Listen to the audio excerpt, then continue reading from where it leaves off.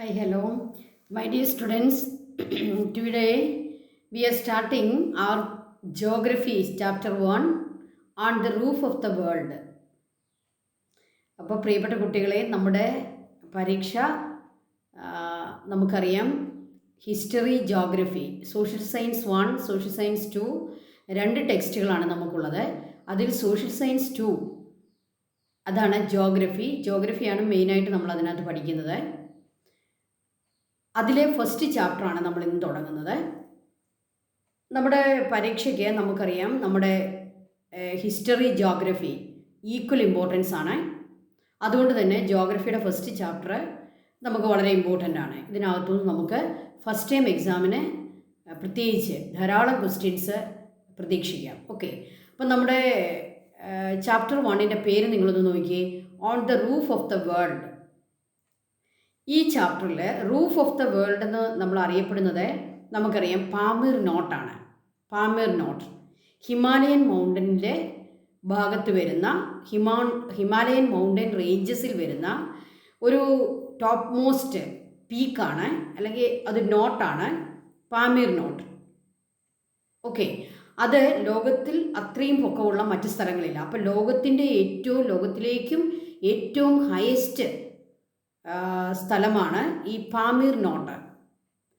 അപ്പോൾ ഈ Pamir not എന്ന് പറയുന്നത് ഹിമാലയൻ റേഞ്ചസിൽ വരുന്നതായതുകൊണ്ടാണ് നമ്മുടെ ഹിമാലയത്തെ പറ്റി പഠിക്കുന്ന ഈ ചാപ്റ്ററിൻ്റെ title roof of the world എന്ന് കൊടുത്തിരിക്കുന്നത്. Roof of the world. Okay, ഹിമാലയത്തിലെ ഏറ്റവും ഹയസ്റ്റ് പീക്കായ എവറസ്റ്റ് ആണ് നമുക്കറിയാം ലോകത്തിലേക്കും ഏറ്റവും highest peak.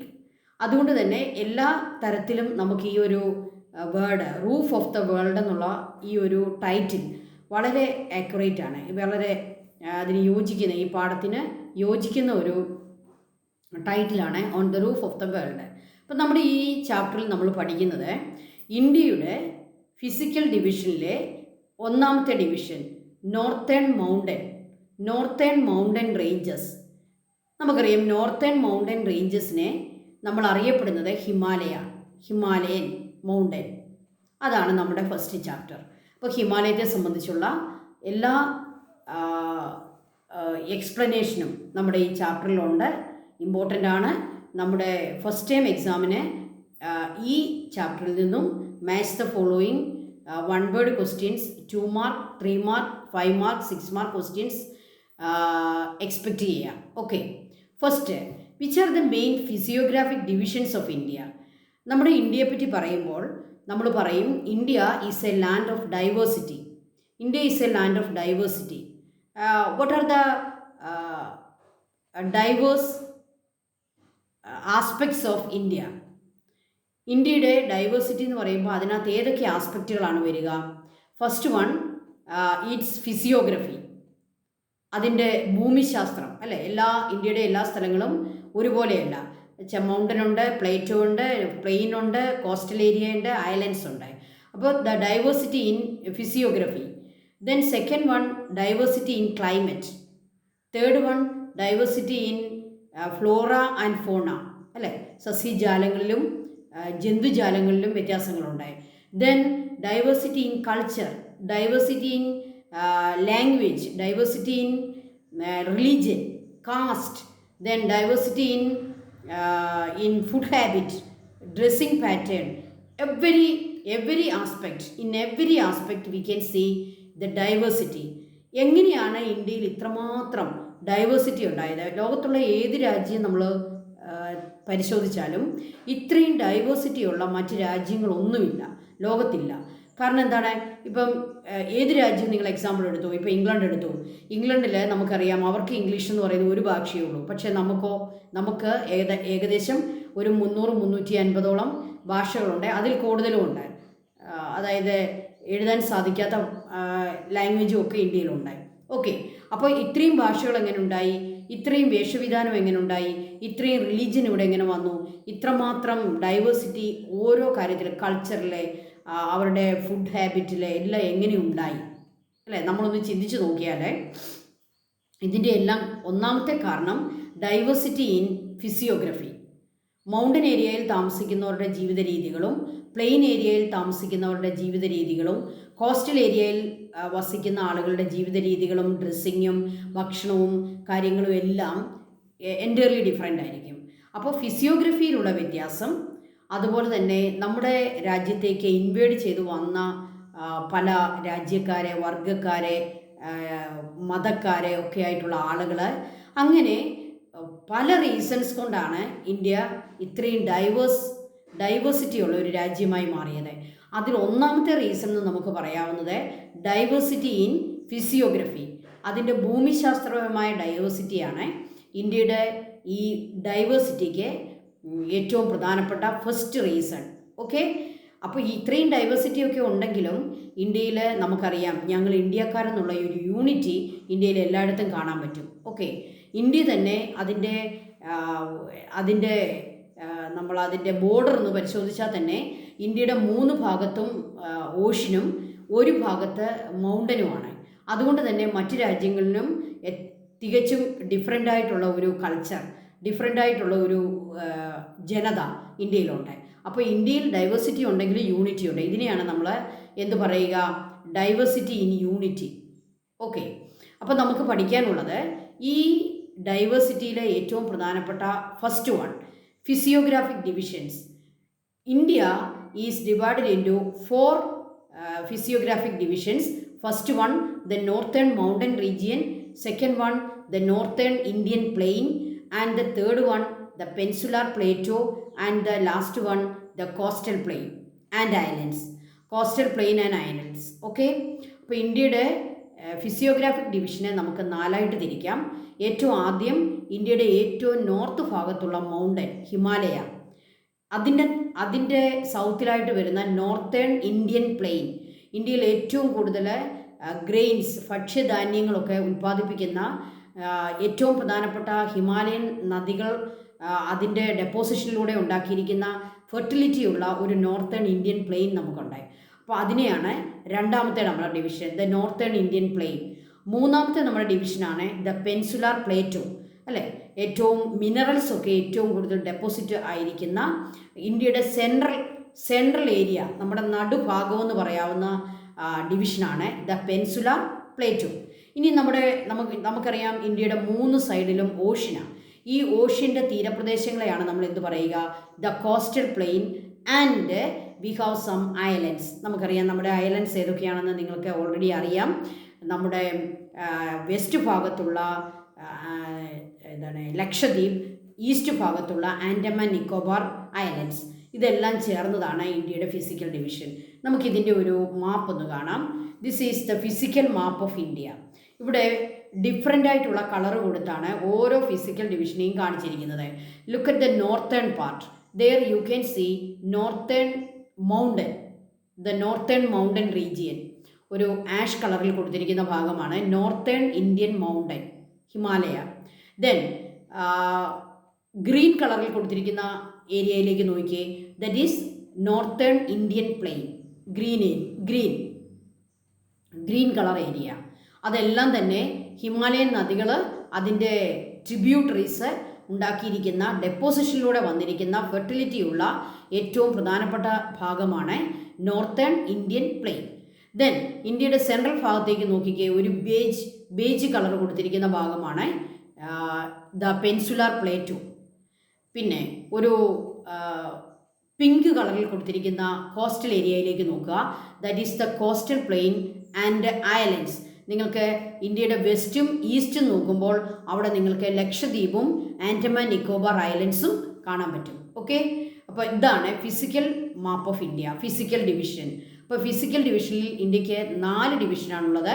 First one northern mountain, northern Indian plain, peninsular plateau and coastal area and islands. കുറച്ചുകൂടി വ്യക്തതയുള്ള ഒരു പിക്ചർ കൂടി കാണിക്കാം. ഇത് നിങ്ങൾ നോട്ട്ബുക്കിൽ തീർച്ചയായിട്ടും വരയ്ക്കണം.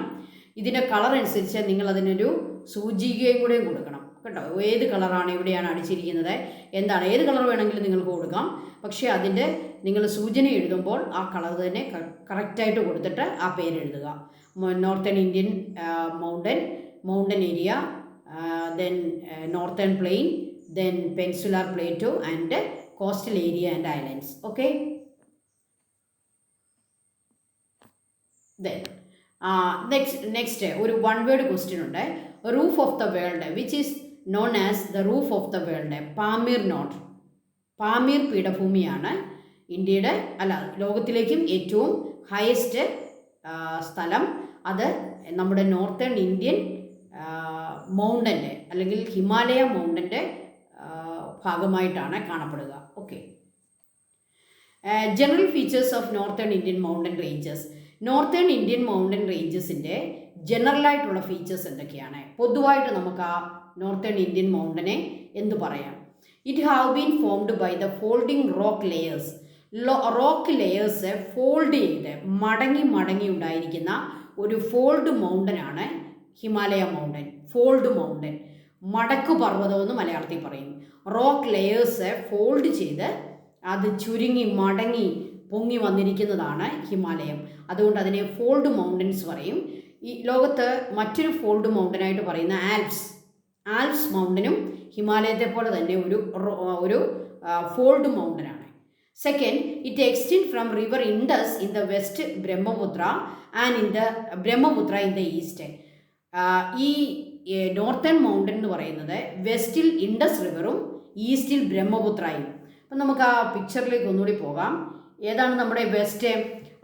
നമ്മുടെ ലെഫ്റ്റ് ഭാഗത്ത് കാണുന്ന ഇവിടെയാണ് ഇൻഡസ് റിവർ. അതുപോലെ തന്നെ നമ്മുടെ ഈസ്റ്റിലാണ് ബ്രഹ്മപുത്ര. അപ്പോൾ ഇൻഡസിനും ബ്രഹ്മപുത്രയ്ക്കും ഇടയിലാണ് നമ്മുടെ നോർത്തേൺ മൗണ്ടൻ്റെ പൊസിഷൻ. Okay. Then it has 2,400 kilometer length and 150 to 400 kilometer width. Northern mountain ഏരിയയുടെ ആകെ ലെങ്ത് 2,400 കിലോമീറ്റർ. അതിൻ്റെ വിഡ്ത്ത് ഒരു പർട്ടിക്കുലർ നമ്പർ പറയാൻ പറ്റത്തില്ല. ചില സ്ഥലങ്ങളിൽ വിഡ്ത്ത് കുറവായിരിക്കും, ചില സ്ഥലങ്ങളിൽ വിഡ്ത്ത് കൂടുതലായിരിക്കും. അപ്പോൾ മൗണ്ടൻ ഏരിയയുടെ വിഡ്ത്ത് പറയുന്നത് 150 to 400 kilometre width. Okay. It has A peculiar landscape with high peaks, glaciers and valleys. ഒരു മറ്റു സ്ഥലങ്ങൾക്കില്ലാത്ത ഒരു പെക്യൂലിയാരിറ്റി നമ്മുടെ മൗണ്ടൻ ഏരിയയ്ക്കുണ്ട്. അത് എന്തൊക്കെയാണ്? അവിടെയാണ് ഹൈ പീക്സ്. നമ്മൾ പീക്സിൻ്റെ മലയാളം എന്താണ്? കൊടുമുടി. വലിയ കൊടുമുടികളും അതുപോലെ തന്നെ ഗ്ലേസിയേഴ്സും, അതായത് മഞ്ഞ് മൂടിക്കിടക്കുന്ന പ്രദേശങ്ങളെയാണ്. ഹിമാലയ ഒരു മഞ്ഞ് മലയാണെന്ന് നിങ്ങൾക്കറിയാം. മഞ്ഞ് മൂടിക്കിടക്കുന്ന പ്രദേശങ്ങളാണ് ഗ്ലേസിയേഴ്സ്. ഓക്കെ. മഞ്ഞുറഞ്ഞു കിടക്കുന്ന സ്ഥലങ്ങളെയാണ് ഗ്ലേസിയേഴ്സ് എന്ന് പറയുക. അതുപോലെ തന്നെ ഹിമാലയത്തിൽ ധാരാളം വാലീസ് ഉണ്ട്, അല്ലേ? ഹിമാലയ റിവേഴ്സ് ഒഴുകിപ്പോയി ഇറോഷനിലൂടെ അവിടുത്തെ സോയിലൊക്കെ മാറി അവിടെ ഇങ്ങനെ വി ഷേപ്പിലും യു ഷേപ്പിലും ഒക്കെയുള്ള വാലീസ് ഉണ്ട്. ഓക്കെ. ഇങ്ങനെയുള്ള വാലീസ്. അപ്പോൾ വളരെ മനോഹരമായിട്ടുള്ള, വളരെ ബ്യൂട്ടിഫുൾ ആയിട്ടുള്ള ഒരു ഫിസിക്കൽ ഡിവിഷനാണ് northern mountain ranges. Why? Because we can see high peaks, glaciers and valleys. മനുഷ്യനെ എപ്പോഴും മയക്കുന്ന അത്രമാത്രം സൗന്ദര്യമുള്ള സ്ഥലങ്ങളാണ് നമ്മുടെ നോർത്തേൺ മൗണ്ടൻ. അതിൻ്റെ ഭാഗമാണല്ലോ നമ്മുടെ ജമ്മു കാശ്മീർ. അപ്പം പറുദീസ അല്ലെങ്കിൽ സഞ്ചാരികളുടെ പറുദീസ എന്നൊക്കെ അറിയപ്പെടുന്ന പ്രദേശങ്ങളൊക്കെ എവിടെയാണ്? ഈ നോർത്തേൺ മൗണ്ടൻ റേഞ്ചിലാണ്. അപ്പോൾ ഇതിൻ്റെ ജനറലായിട്ടുള്ള ചില ക്യാരക്ടറിസ്റ്റിക്സ് ആണ് നമ്മളിവിടെ പറഞ്ഞിരിക്കുന്നത്. Next, northern Indian mountain are classified into 3. Northern Indian മൗണ്ടനെ നമുക്ക് 3 ഭാഗങ്ങളായിട്ട് ക്ലാസിഫൈ ചെയ്യാം. അതതിൻ്റെ ഹൈറ്റ് അനുസരിച്ചാണ് നമ്മൾ ക്ലാസിഫൈ ചെയ്തിരിക്കുന്നത്. ഏറ്റവും ഹൈറ്റുള്ള പ്രദേശങ്ങളെ എല്ലാം കൂടെയും ചേർത്ത് നമ്മൾ ട്രാൻസ് ഹിമാലയ എന്ന് പറയുന്നു. അതിൻ്റെ ഒരു താഴേക്ക് അല്ലെങ്കിൽ അതിനേക്കാൾ ഹൈറ്റ് കുറഞ്ഞ പ്രദേശങ്ങളെ ഈ നോർത്തേൺ മൗണ്ടൻ റേഞ്ചിൻ്റെ സെൻട്രൽ പോർഷൻ എന്ന് പറയാവുന്ന ഭാഗമാണ് ഹിമാലയ. ദെൻ ഏറ്റവും പൊക്കം കുറഞ്ഞ ഭാഗങ്ങളാണ് ഈസ്റ്റ് ഭാഗത്ത്. അതിനെ നമ്മൾ മൗണ്ടൻ എന്ന് പോലും വിളിക്കുന്നില്ല, ഈസ്റ്റേൺ ഹില്ലെന്നാണ് വിളിക്കുക, ഹിൽസ്. എന്താണ് ഈ മൗണ്ടനും ഹില്ലും തമ്മിലുള്ള വ്യത്യാസം? ഒരു 900 മീറ്റേഴ്സ് എങ്കിലും ഹൈറ്റുള്ള ഹില്ലുകളെ മാത്രമേ മൗണ്ടൻ എന്ന വാക്കിലേക്ക് നമുക്ക് കൊണ്ടുപോകാൻ പറ്റത്തുള്ളൂ. അതായത് ഒരു 900 മീറ്റർ എങ്കിലും, 1000 മീറ്റർ എങ്കിലും ഹൈറ്റുള്ള എലിവേഷനുള്ള സ്ഥലങ്ങളാണ് മൗണ്ടൻ. ഈ 900-ലും താഴെയാണ് എലിവേഷനെങ്കിൽ നമ്മൾ അതിനെ ഹില്ലെന്നാണ് വിളിക്കുക. അപ്പോൾ ഈസ്റ്റേൺ ഭാഗത്തേക്ക് വരുമ്പോൾ ഹിമാലയത്തിൻ്റെ ഹൈറ്റ് എലിവേഷൻ കുറഞ്ഞ് അതൊരു ഹില്ലെന്നുള്ള അവസ്ഥയിലേക്ക് വരുന്നു. സോ നമ്മൾ എന്ത് വിളിക്കുന്നു? Eastern hills. Okay. Trans Himalaya ഏറ്റവും ഹയസ്റ്റ് ആണ്. ഹിമാലയ അത് സെൻട്രൽ ഏരിയയാണ്. ഈസ്റ്റേൺ ഹിൽസ് ഏറ്റവും പൊക്കം കുറഞ്ഞ ഏരിയകളാണ്. ഇങ്ങനെ മൂന്നായിട്ടാണ് ഹിമാലയത്തെ അല്ലെങ്കിൽ നോർത്തേൺ ഇന്ത്യൻ മൗണ്ടനെ നമ്മൾ ക്ലാസിഫിക്കേഷൻ നടത്തുക. Trans Himalaya, Himalaya, eastern hills. ഇതാണ് അതിൻ്റെ മാപ്പ്. നോക്കുക, ഇവിടെ നിങ്ങൾക്ക് ഏറ്റവും ഹൈറ്റിൽ കാണുന്ന പ്രദേശങ്ങളാണ് ട്രാൻസ് ഹിമാലയ. ട്രാൻസ് ഹിമാലയത്തിൽ നിങ്ങൾക്ക് ലഡാക്ക്, കാരക്കോറം, ലഡാക്ക്, സസ്കർ പോലെയുള്ള ഹൈറ്റ് കൂടിയ പ്രദേശങ്ങളാണ് അവിടെയുള്ളത്. ഒരു 7000 കിലോമീറ്റർ അല്ല മീറ്റേഴ്സ്, 7000 മീറ്റേഴ്സ് എങ്കിലും ഹൈറ്റ്, അതിനേക്കാൾ ഹൈറ്റുള്ള 8000 തൊട്ട് 7000 വരെ ഹൈറ്റൊക്കെയുള്ള ഏറ്റവും ഹയസ്റ്റ് പീക്കുകളും ഒക്കെ ഉള്ള ഏരിയയാണ് ട്രാൻസ് ഹിമാലയ. അതാണ് ഏറ്റവും നോർത്തിൽ നമ്മൾ കാണുക. ഓക്കെ, നോർത്ത് വെസ്റ്റ് ഭാഗത്ത് കാണുക. ഇനിയും ഈ ഹിമാലയ മൗണ്ടൻ്റെ സെൻട്രൽ പോർഷനിലേക്ക് നോക്കുക, അതാണ് ഹിമാലയ. ദെൻ ഏറ്റവും ഈസ്റ്റ് ഭാഗത്തേക്ക് നോക്കുക, അവിടെ കാണുന്ന ഹില്ലുകളൊക്കെയാണ്. അപ്പോൾ ഹിമാലയം തീരുക ഈസ്റ്റ് ഭാഗത്തേക്ക് വരുമ്പോൾ ഹിമാലയത്തിൻ്റെ അവസാന ഭാഗമാണ്. അവിടെ വരുമ്പോൾ ഹിമാലയം ചെറുതായി അവിടെ അവസാനിക്കുന്നു. അതാണ് ഈസ്റ്റേൺ ഹിൽസ്. ഓക്കെ, നമ്മുടെ നോർത്ത് ഈസ്റ്റ് ഭാഗത്താണ് ഈസ്റ്റേൺ ഹിൽസ്.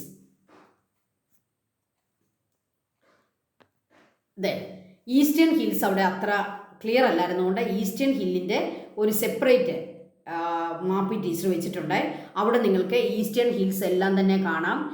നോക്കുക, മിസോ ഹിൽസ്, നാഗ ഹിൽസ്, പക്കായ്ബം, ഇങ്ങനെയുള്ള ഹില്ലുകളൊക്കെയാണ് അവിടെ കാണുക. കണ്ടല്ലോ, Mizo hill, Naga hill, Patkai Bum, Khasi Garo Jaintia hills. All these are the hills in eastern part, eastern hills. Okay, അപ്പോൾ ഹിമാലയം എന്ന് പറയുന്നത് ഏത് നദി തൊട്ട് ഏത് നദി വരെയാണ്? നമ്മുടെ ഇൻഡസ് റിവർ തൊട്ട് ബ്രഹ്മപുത്ര റിവർ വരെ. ഇൻഡസ് എവിടെയാണ്? ഇൻഡസ് ഏറ്റവും വെസ്റ്റിലെ, ബ്രഹ്മപുത്ര ഏറ്റവും ഈസ്റ്റ്. അപ്പം വെസ്റ്റ് തൊട്ട് ഈസ്റ്റ് വരെ ഇങ്ങനെ നീണ്ടു നിവർന്ന് 2400 കിലോമീറ്റർ ലെങ്തിൽ കിടക്കുന്ന ഇന്ത്യയുടെ ഏറ്റവും നോർത്ത് ഭാഗത്തുള്ള നമ്മുടെ നമ്മളെ പ്രൊട്ടക്റ്റ് ചെയ്യുന്ന നമ്മുടെ ഏറ്റവും പ്രധാനപ്പെട്ട മൗണ്ടനാണ് northern mountain or Himalaya mountain. Himalaya mountain ഇന്ത്യക്ക് ഒത്തിരി പ്രയോജനങ്ങളുണ്ട്. നമ്മുടെ നാടിനെ പഴയ കാലത്ത് ഒരു കോട്ട പോലെ സംരക്ഷിച്ചിരുന്നത്, ഒരു ഫോർട്ട് കെട്ടിയതുപോലെയായിരുന്നു ഹിമാലയ. അതുപോലെ തന്നെ നമ്മുടെ നോർത്ത് ഭാഗത്തു നിന്ന് വരുന്ന ഏറ്റവും മോശപ്പെട്ട വിൻഡുകളെയൊക്കെ തടഞ്ഞു നിർത്തി നമ്മളെ രക്ഷിക്കുന്നു. മൺസൂൺ കാറ്റുകളെ തടഞ്ഞു നിർത്തി ഇന്ത്യ മുഴുവൻ മഴ പെയ്യ്ക്കുന്നു. ധാരാളം മെഡിസിനൽ പ്ലാന്റ്സും ഒക്കെയുള്ള ഫോണ ആൻഡ് ഫ്ലോറയൊക്കെയുള്ള പ്രദേശങ്ങളാണ് ഹിമാലയ ഏരിയാസ്.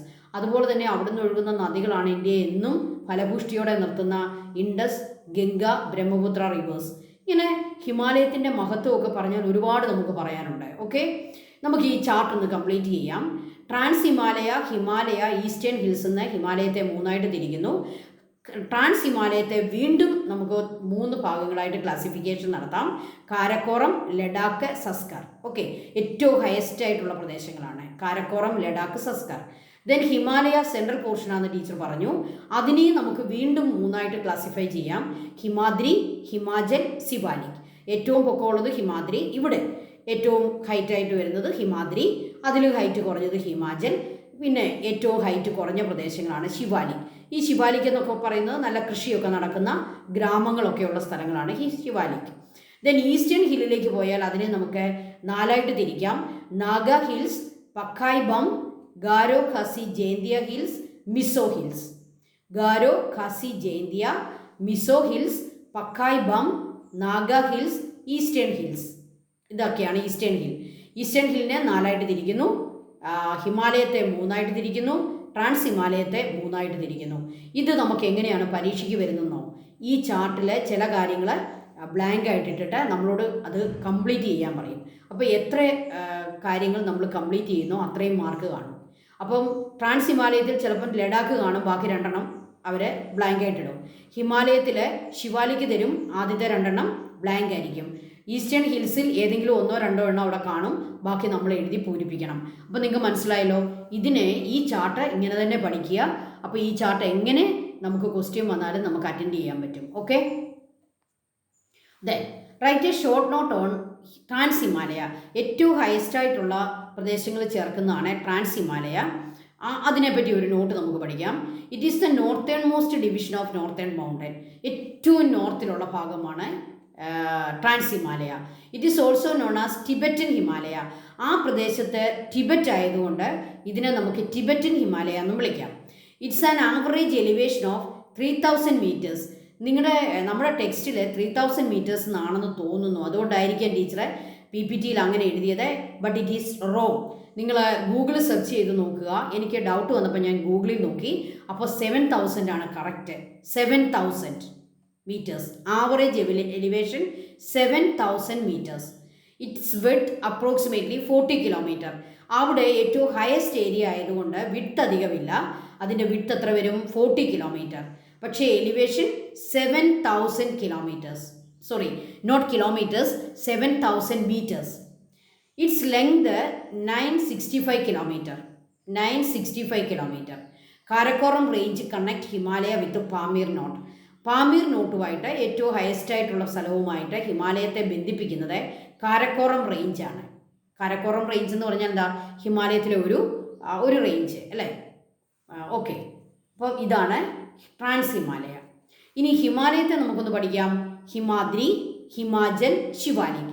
ഹിമാദ്രിയുടെ പ്രത്യേകത എന്തൊക്കെയാണ്? ഇത് മിക്കവാറും നമുക്ക് ക്വസ്റ്റ്യൻ വരാൻ സാധ്യതയുള്ളതാണ്. ഹിമാലയാസ്. ഓക്കെ, ട്രാൻസ് ഹിമാലയത്തെക്കാൾ ഇമ്പോർട്ടൻ്റ് ആണ് Himalaya. Himadri, Himadri known as greater Himalaya.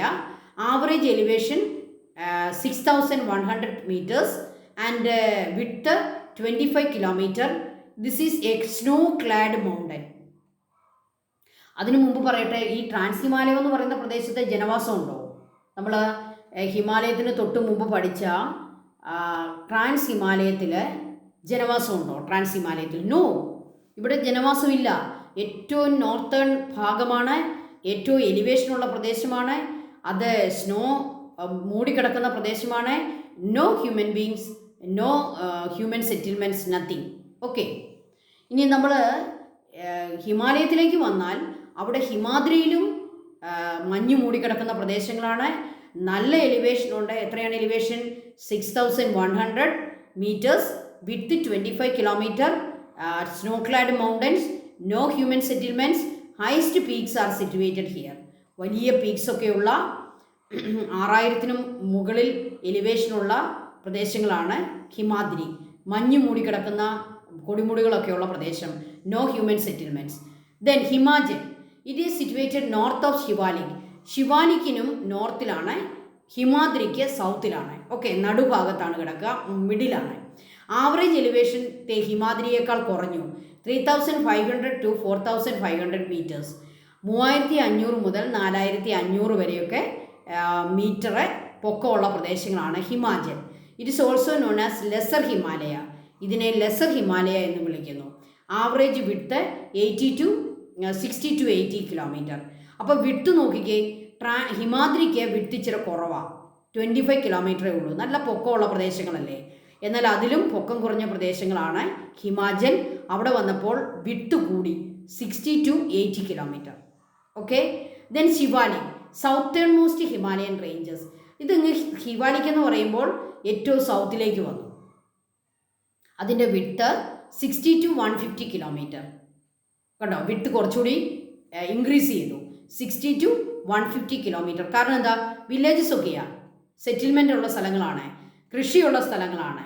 അപ്പോൾ അഗ്രികൾച്ചറും ആനിമൽ ഹസ്ബൻഡറിയും ഒക്കെ നടക്കുന്ന ജനവാസമുള്ള നമ്മുടെ കാശ്മീരിൻ്റെയൊക്കെ പ്രദേശങ്ങളാണ് ശിവാലിക്. ഓക്കെ, എന്നാൽ അത് നമ്മുടെ ഹിമാലയത്തിൻ്റെ ഭാഗമാണ്. Outer most part of outer Himalaya. Outer ഹിമാലയത്തിൻ്റെ ഔട്ടർ മോസ്റ്റ് ഭാഗങ്ങളെയാണ് ശിവാലിക് എന്ന് പറയുക. ഓക്കെ, അപ്പോൾ ഹിമാദ്രി ജനവാസമൊന്നുമില്ലാത്ത വെറും സ്നോ ക്ലാഡ് മൗണ്ടൻസ് ആണ്. ഹിമാചൽ എന്ന് പറയുമ്പോൾ അവിടെ നമുക്ക് ഈ നമ്മുടെ ടൂറിസ്റ്റ് സ്പോട്ടുകളൊക്കെയുള്ള മണാലി, കുളു എന്നൊക്കെ പറയുന്ന പ്രദേശങ്ങളൊക്കെ ചേർന്നാണ് ഷിംല, മനാലി, കുളു, ഇതൊക്കെ ഹിമാചൽ എന്ന് പറയുന്ന ആ ഒരു പ്രദേശത്താണ്. എന്നാൽ ജനവാസമുള്ള സെറ്റിൽമെൻറ്റ്സ് ഉള്ള ഗ്രാമങ്ങളുള്ള പ്രദേശങ്ങളാണ് Shivalik. Okay, then origin of Himalaya. നമുക്ക് നന്നായിട്ട് പഠിക്കേണ്ട ഒരു പോർഷനാണ് നമ്മുടെ ഹിമാലയ മൗണ്ടൻ എങ്ങനെയാണ് ഒറിജിൻ ചെയ്തത്. ഹിമാലയത്തിൻ്റെ ഒറിജിൻ പഠിക്കണമെങ്കിൽ ആദ്യം നമ്മൾ പഠിക്കേണ്ടത് plate tectonic theory. Alfred Wegener എന്ന ശാസ്ത്രജ്ഞൻ കൊണ്ടുവന്ന ഒരു തിയറിയാണ് പ്ലേറ്റ് ടെക്ടോണിക് തിയറി. എന്താണ് ഈ തിയറി? ഈ തിയറി അനുസരിച്ച് നമ്മുടെ എർത്തിൻ്റെ ഇൻറ്റീരിയർ നിങ്ങൾക്കറിയാം. ഞാൻ അതിൻ്റെ ഒരു പിക്ചർ കാണിക്കാം. ഇതാണ് എർത്തിൻ്റെ ഇൻറ്റീരിയർ. ഇവിടെ നിങ്ങൾ നോക്കിക്കേ, എർത്തിൻ്റെ ഇൻറ്റീരിയറിനെ നമ്മൾ എത്രയായിട്ടാണ് തിരിച്ചിരിക്കുക? അതിനെ ജനറലായിട്ട് പറഞ്ഞാൽ കോറ്, മാൻഡില്, പിന്നെ അതിൻ്റെ മുകളിൽ നമ്മുടെ ക്രസ്റ്റ് അല്ലേ. എന്നാൽ നമുക്ക് മറ്റൊരു രീതിയിലും എർത്തിൻ്റെ ഇൻറ്റീരിയറിനെ തിരിക്കാം. ഏറ്റവും മുകൾ ഭാഗത്തെ ലിത്തോസ്ഫിയർ, അതിന് താഴെ അസ്തനോസ്ഫിയർ, അതിന് താഴെ കോർ. എന്താണ് ലിത്തോസ്ഫിയർ? ക്രസ്റ്റും അപ്പർ മാൻഡിലൂടെ ചേർന്ന ഭാഗമാണ് ലിത്തോസ്ഫിയർ. അതായത് മാൻഡിൽ എന്ന് പറയുന്ന ക്രസ്റ്റിന് താഴെ കിടക്കുന്ന പ്രദേശത്തെ നമുക്ക് രണ്ടായിട്ട് തിരിക്കാം, അപ്പർ മാൻഡിലും ലോവർ മാൻഡിലും. അപ്പർ മാൻഡിലിൻ്റെ പ്രത്യേകത എന്താണ്? അത് സോളിഡ് ആയിരിക്കും. സോളിഡ് ആയിരിക്കും. ക്രസ്റ്റും എന്തു തന്നെയാണ്? സോളിഡ് ആണ്. എന്താണ് ഈ സോളിഡ് എന്ന് പറഞ്ഞാൽ? കരം അല്ലെ, കരമായിരിക്കും. അപ്പം അപ്പർ മാൻഡിലും സോളിഡായിട്ടുള്ള ക്രസ്റ്റ് കൂടി നമ്മൾ ഒന്നിച്ച് ചേർത്തിട്ട് പറയുന്നു, അതിനെ നമ്മൾ എന്ത് പറയുന്നു? ഭൂമിയുടെ പുറന്തോട്, അതായത് ലിത്തോസ്ഫിയർ. ഇനി ലോവർ കിടക്കുന്ന മാൻഡിലിൻ്റെ പ്രത്യേകത എന്താണ്? നിങ്ങളിവിടെ കാണുമ്പോൾ നിങ്ങൾക്കത് റെഡ് കളറിൽ കാണാം. അതെന്താണ്? അത് ഒരു സെമി പ്ലാസ്റ്റിക് രൂപത്തിലാണ്. കാരണം അവിടുത്തെ ഹൈ ടെമ്പറേച്ചർ റോക്സിനെ മോൾട്ടൻ രൂപത്തിലേക്ക് കൊണ്ടുവന്നിരിക്കുന്നു. Because of this high temperature in lower mantle, the rocks are in molten form or it is in a semi plastic form. അതിന് താഴെയുള്ള കോറ് അത് നമുക്ക് വിടാം, നമുക്കിപ്പോൾ അത് പഠിക്കണ്ട. അപ്പം നിങ്ങൾ രണ്ട് കാര്യങ്ങൾ ഓർക്കുക. ക്രസ്റ്റും അപ്പർ മാൻഡിലും സോളിഡാണ്. അതിനെയാണ് നമ്മൾ എന്ത് പേര് വിളിക്കുക? ലിത്തോസ്ഫിയർ. അതിന് താഴെയുള്ള ലോവർ മാൻഡിൽ അത് സെമി പ്ലാസ്റ്റിക്, അതായത് വെറും വെള്ളം പോലെ വാട്ടർ പോലെ ഒഴുകി കിടക്കുകയല്ല, ഒരു കൊഴുകൊഴുത്ത രൂപത്തിലായിരിക്കും. അതിനെയാണ് നമ്മൾ എന്ത് പറയുക? Semi plastic. അപ്പോൾ ഈ ലിത്തോസ്ഫിയർ അസ്തനോസ്ഫിയറിൻ്റെ മുകളിൽ പൊങ്ങിക്കിടക്കുക അല്ലേ. ലിത്തോസ്ഫിയർ സോളിഡാണ്, അസ്തനോസ്ഫിയർ ലിക്വിഡാണ്. അപ്പോൾ ലിക്വിഡായിട്ടുള്ള അസ്തനോസ്ഫിയറിൻ്റെ മുകളിൽ ലിത്തോസ്ഫിയർ എന്ന് പറയുന്ന ഈ സോളിഡ് രൂപം പൊങ്ങിക്കിടക്കുന്നു. ഇനി ലിത്തോസ്ഫിയറിൻ്റെ മറ്റൊരു പ്രത്യേകത എന്താണ്? It is like an egg, ഒരു മുട്ടത്തോട് പോലെയാണ് നമ്മുടെ ലിത്തോസ്ഫിയർ. ഈ മുട്ടത്തോടിനെ നമ്മൾ കയ്യിൽ വെച്ചൊന്ന് ഞെരുക്കിയാൽ എന്ത് സംഭവിക്കും? It break into different pieces. അത് പല പീസായിട്ട് മുട്ടത്തോടങ്ങ് പൊട്ടും അല്ലേ, ബ്രേക്ക് ആവും. ഇതുപോലെ തന്നെ ലിത്തോസ്ഫിയർ പല പീസസ് ആയിട്ട് ബ്രേക്ക് ആയിട്ടിരിക്കുന്നു. ഇതിനെയാണ് നമ്മളൊരു പ്ലേറ്റ് എന്ന് പറയുക. ഒരു പീസിനെ നമ്മൾ പ്ലേറ്റ് എന്ന് പറയും. അതാണ് ലിത്തോസ്ഫിയറിക് പ്ലേറ്റ്. ലിത്തോസ്ഫിയർ പല കഷ്ണങ്ങളായി പൊട്ടിയിരിക്കുന്നു. Some of them are big plates, some of them are small plates. ഈ സീ ബെഡും കോണ്ടിനെൻറ്റും സീയുടെ തറയും അല്ലേ, സീ ബെഡും ഈ പറയുന്ന പ്ലേറ്റിൽ വരും. അപ്പോൾ ലിത്തോസ്ഫിയർ എങ്ങനെ കാണപ്പെടുന്നു? പ്ലേറ്റുകളായി കാണപ്പെടുന്നു. നമുക്കതൊന്ന് കാണാം. ലിത്തോസ്ഫിയർ പ്ലേറ്റുകളായിട്ടാണ് കാണപ്പെടുക. ഇതാണ് lithospheric plates. North American plate, South American plate, African plate, Eurasian plate, Australian plate, Philippines plate, കാസ്ക പ്ലേറ്റ്, കോക്കോസ് പ്ലേറ്റ്, കണ്ടല്ലോ, അന്റാർട്ടിക് പ്ലേറ്റ്. ഇപ്പോൾ ഒരു പ്ലേറ്റിനകത്ത് കോണ്ടിനെൻറ്റും വരും, സീയും വരും, ഓഷ്യനും വരും. ഓഷ്യാനിക് പ്ലേറ്റും കോണ്ടിനെൻ്റൽ പ്ലേറ്റും എല്ലാം വരുന്നതാണ്. ഇപ്പോൾ ഫോർ എക്സാമ്പിൾ നിങ്ങൾ ആഫ്രിക്കൻ പ്ലേറ്റിലേക്ക് നോക്കിയേ. ആഫ്രിക്കൻ പ്ലേറ്റിൻ്റെ ബൗണ്ടറി ആ ചുവന്ന വരയിൽ ഇങ്ങനെ കാണിച്ചിട്ടുണ്ട്. അതിനകത്ത് ആഫ്രിക്ക എന്ന് പറയുന്ന കോണ്ടിനെൻറ്റും ഉണ്ട്, അതിന് ചുറ്റും കിടക്കുന്ന ഓഷ്യനും ഉണ്ട്. ഇനി ഓസ്ട്രേലിയൻ പ്ലേറ്റിലേക്ക് നോക്കിയേ. ഓസ്ട്രേലിയ എന്ന് പറയുന്ന കോണ്ടിനെൻറ്റും ഉണ്ട്, അതിന് ചുറ്റും കിടക്കുന്ന പസഫിക് ഓഷ്യനും ഉണ്ട്. നോർത്ത് അമേരിക്കൻ പ്ലേറ്റിനകത്തും കോണ്ടിനെൻറ്റും ഉണ്ട്, ഓഷ്യനും ഉണ്ട്. അറ്റ്ലാന്റിക് ഓഷ്യനും ഉണ്ട്, നോർത്ത് അമേരിക്കൻ കോണ്ടിനെൻറ്റും ഉണ്ട്. ഇതാണ് ലിത്തോസ്ഫിയറിക് പ്ലേറ്റ്സ്. ചില പ്ലേറ്റുകളൊക്കെ ചെറുതാണ്, small plates and big plates. ഈ പ്ലേറ്റുകൾ മൂവ് ചെയ്യുന്നു. These plates they move. That is plate tectonic theory. അപ്പോൾ ആൽഫ്രഡ് വെഗ്നറുടെ പ്ലേറ്റ് ടെക്ടോണിക് തിയറി പറയുന്നത് പ്ലേറ്റുകൾ മൂവ് ചെയ്യുന്നു. Why? Because they are floating on asthenosphere. Asthenosphere is in a molten form or in a liquid form. അപ്പോൾ lithospheric പ്ലേറ്റ്സുകൾ സോളിഡും താഴെ കിടക്കുന്ന അസ്തനോസ്ഫിയർ ലിക്വിഡുമാണ്. അപ്പോൾ ഈ സോളിഡായിട്ടുള്ള ലിത്തോസ്ഫിയറിക്